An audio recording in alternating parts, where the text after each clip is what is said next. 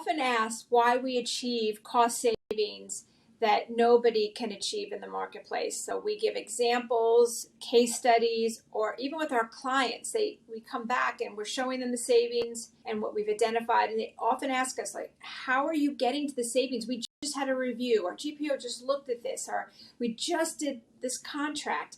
And the reason is that we've got a 6-part process that Rich is going to talk to you about today.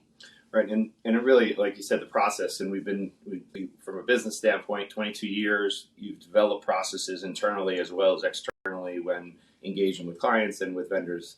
But really, when it comes down to first and foremost, has always been the invoices, right? Getting the invoice, getting the line item details, and then the contracts, and understanding really the complexities of the contracts and how the costs all map into, again, the invoices and the bottom line.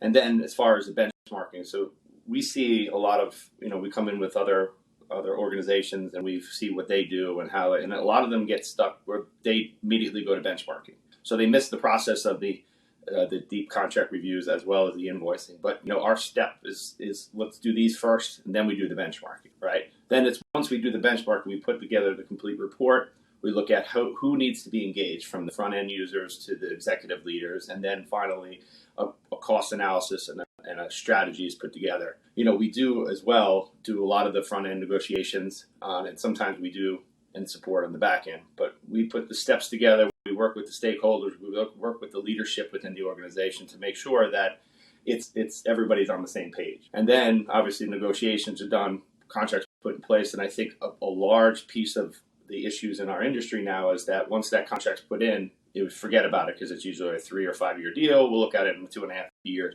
But that's the critical point. And that's what we've been doing with our clients. It's saying now at that point, we need to be managing it. We need to be looking at the invoicing. We need to make sure that the contract, the invoices are matching, the deliverables are there. And this is done on a systematic monthly basis. Yeah, Rich, it's great. We have a 6-part process. And you've talked it through fantastically. And I think that contract performance, that's step 6, is what's missed. It's what's in between. And we help our clients keep those cost savings, protect them, and get to another level because during contract, they may have new spend that's not on the contract or a new variation, and we're capturing those things in real time. So we welcome you to reach out to us to have a phone call. Thank you.